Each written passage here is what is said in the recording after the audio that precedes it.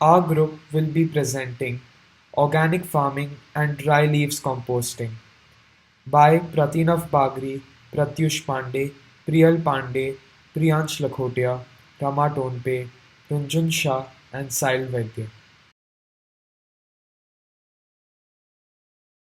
What is organic farming?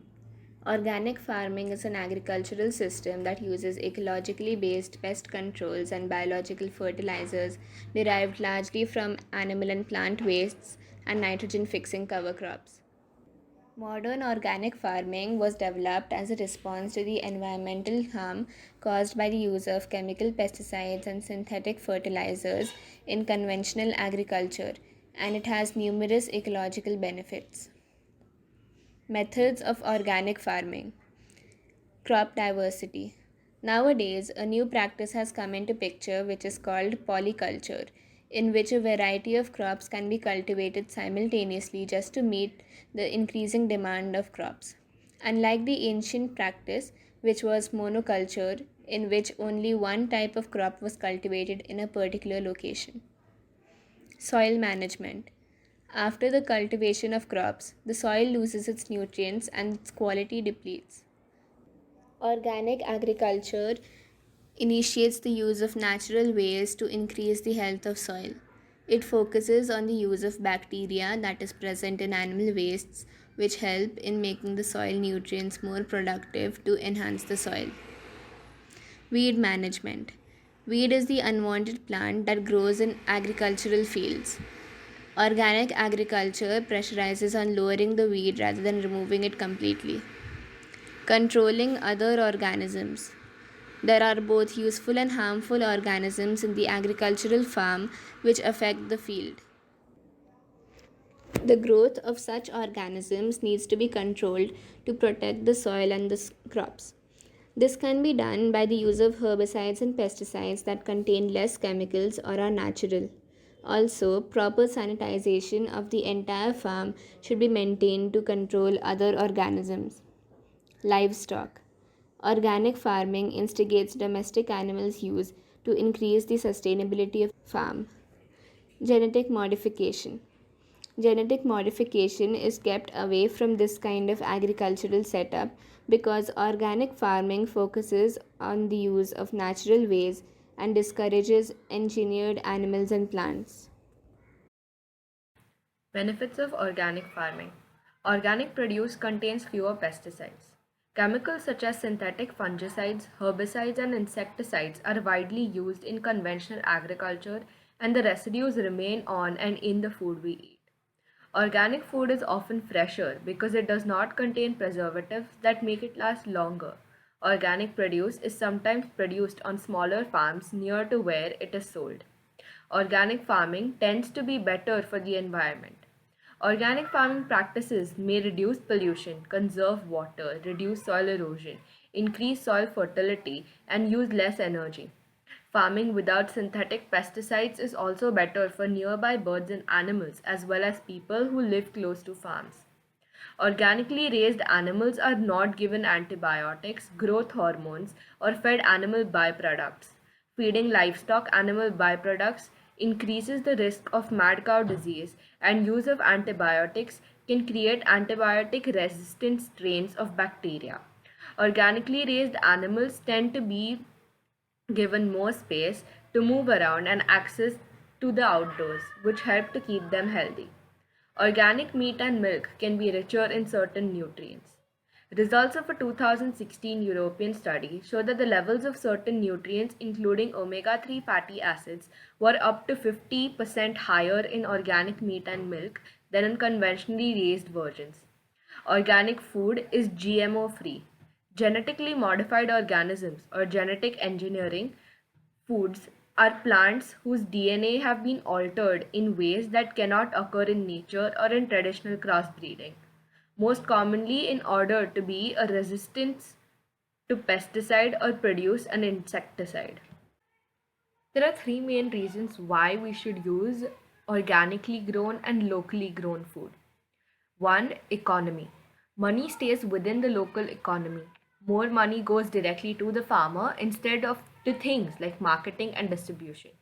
Organically grown food is slightly more expensive, but at least we can ensure that the money is not lost to middlemen. Transportation.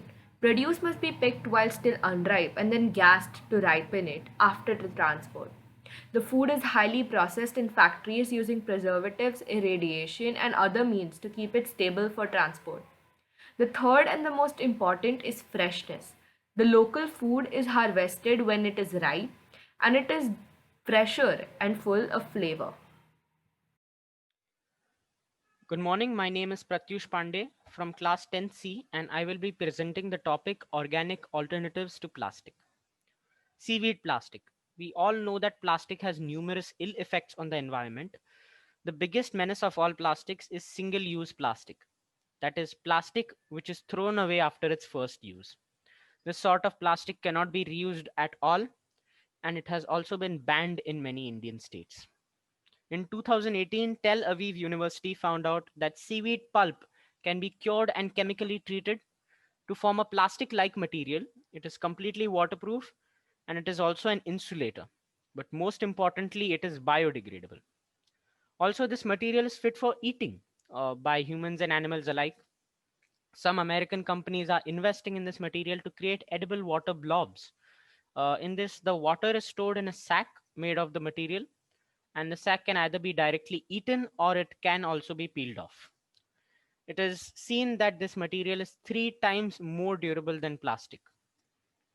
In the picture on the left, we can see the edible water blob, and in the picture on the right, we can see a bag made from seaweed extract.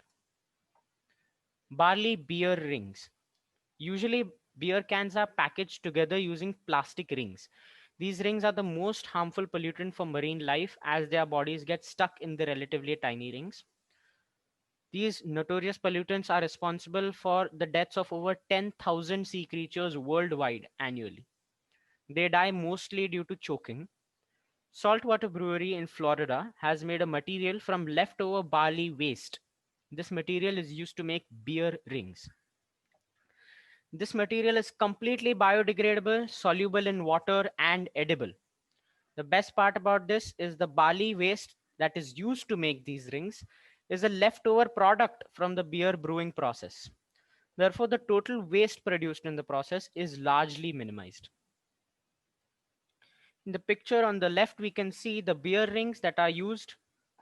In the picture on the right, we can see how it adversely affects marine life.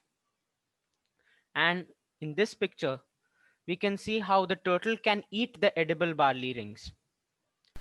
Thank you. Composting. Composting transforms new organic residues into humus-like material through the activity of soil microorganisms. Mature compost stores well and is biologically stable, free of unpleasant odors and easier to handle and less bulky than raw organic wastes. In agronomic and horticulture operations, compost can be used as a soil amendment, seed starter, mulch, container mix-in ingredient, or natural fertilizer, depending on its characteristics.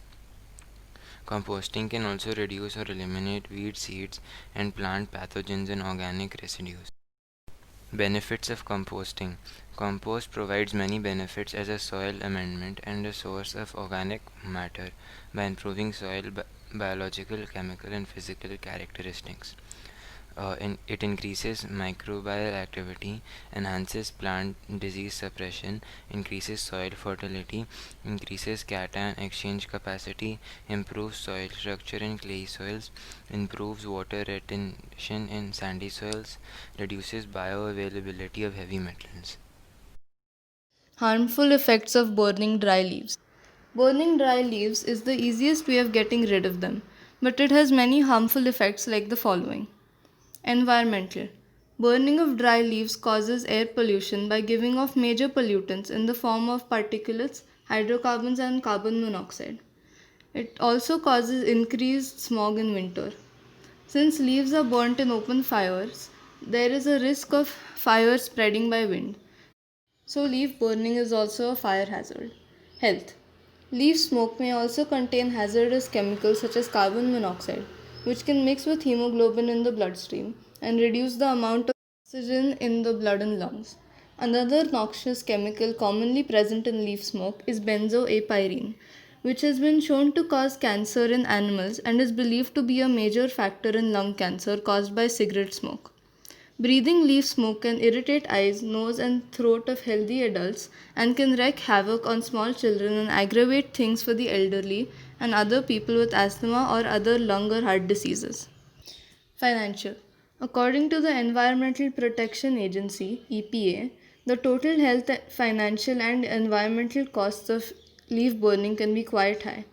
These costs include higher incidences of health problems and increased healthcare costs, forest fires and property loss, and need for increased fire protection, and the cleanup costs associated with soiling of personal property.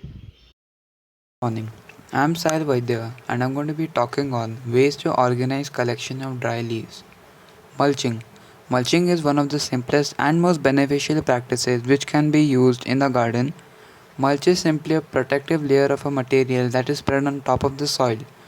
Mulches can either be organic such as grass clippings, straw, bark chips and similar materials, or inorganic such as stones, brick chips and plastic. Both organic and inorganic mulches have numerous benefits. Now we'll be talking on benefits of mulching. Mulch will reduce the amount of water that evaporates from the soil, greatly reducing the need to water the plants by breaking up clay and allowing better water and air movement through the soil. Mulch provides nutrients to the sandy soil and improves its ability to hold the water. Thank you. Thank you for watching our presentation. Hope you enjoyed it.